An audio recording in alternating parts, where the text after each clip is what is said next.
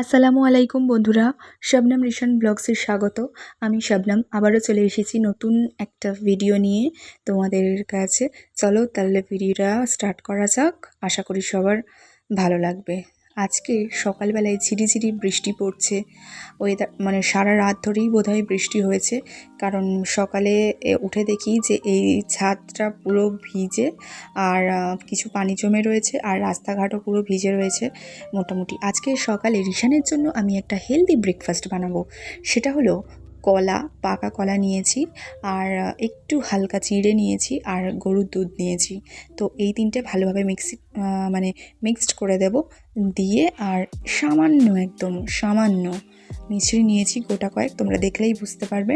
তো নিয়ে এটাকে ভালোভাবে চামচের সাহায্যে ভালোভাবে মিক্সড করে নিয়ে এটাকে খাওয়াবো। এটা খুব একটা হেলদি।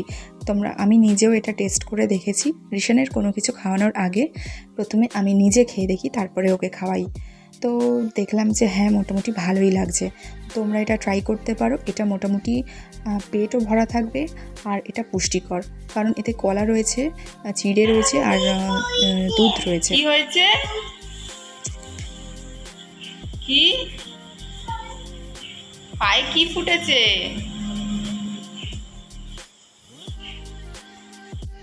আজ সকালে রিশান একটুখানি ঘুমিয়েই উঠে গেছে। আমি তো কোনো কাজই করতে পারছি না আজকে সকালবেলায়, কারণ আজকে আমার ঘুম থেকে উঠতেও লেট হয়ে গেছে, যেহেতু একটু ঠান্ডা ওয়েদার ছিল আর রিশানও ঘুমিয়েছে মোটামুটি।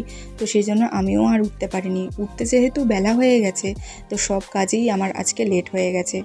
আর রিশানও আজকে ঘুমায়নি, তো সারাক্ষণ জ্বালাতন করে যাচ্ছে। সেজন্য আমি আজকে আর বটি নিয়ে বসলাম না। আমি আজকে ছুরিতেই কাজ সেরে নেব। কোনো রকমে আমি করছি। আমি যেটা নিচ্ছি ও সেটাই নিচ্ছে, আমার যেটা দরকার ওরও সেটাই দরকার। মনে হয় যেন ও আমার সব কাজ করে দেবে। তো এখন আমি এই কুমড়োটাকে বানিয়ে নিচ্ছি।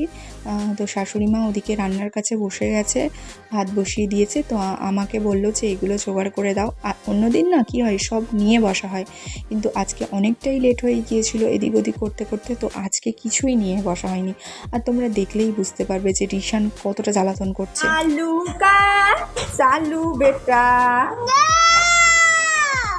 कहाँ गए थे? আমি ওকে যত রকমের ছড়ার গান আছে সমস্তটা বলে বলে শোনাচ্ছিলাম, তবুও কিছুতেই শুনছিল না। তো যতটুকু ওকে ঠেকিয়ে রাখা যায় আর কি, আর তার মধ্যেই আমি আমার কাজগুলো সেরে নিচ্ছিলাম। আমি পেঁয়াজ ছিলে ধুয়ে এনেছি, ও সেটা নিয়ে হাওয়া। টমেটো এনে ধুয়ে রেখেছি, সেটা নিয়ে হাওয়া। সব কিছুই এরকম করছে আর সমস্তটাই ফেলে দিয়েছে। আর আলুগুলো সবগুলো সোফার মধ্যে ফেলে দিয়েছে। আমি তোমাদেরকে দেখাচ্ছি আমার এই পেঁয়াজ কাটাটা কমপ্লিট হয়ে গেলে ও কি কি করেছে না করেছে তোমাদেরকে দেখাচ্ছি। ও আর একটা জিনিস, আমি এইগুলো সমস্ত ধুতে গেছি আর এসে দেখি এই যে টেবিলটা দেখছো তো, এই টেবিলের আর একটা অংশ ছিল যেটাকে উল্টে পুরো এর উপরেই দাঁড়িয়ে রেখেছিল। তো পড়ে যেতেই পারতো, আমি এসে ধরে নিয়েছি বলে। আর যাই হোক, আজকে আমি রিশানের জন্য চিকেন রান্না করছি।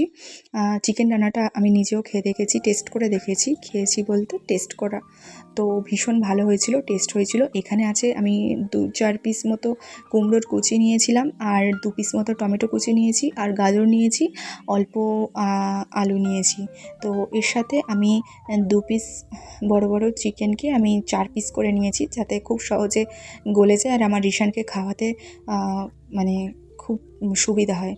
তো চিকেনটাকে আমি খুব ভালোভাবে কষিয়ে নেব, তরকারিগুলো সমস্তটাই এক করে।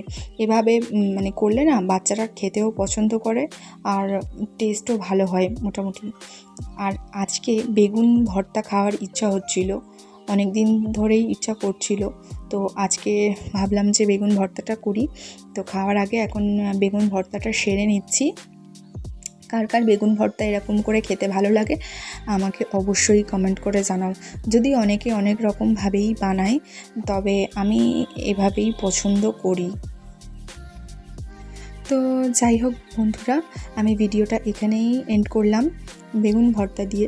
তোমাদের যদি কোথাও একটু ভালো লেগে থাকে তাহলে অবশ্যই লাইক, কমেন্ট, শেয়ার করে সাবস্ক্রাইব করে পাশে থেকো। সাবধানে থেকো, সুস্থ থেকো।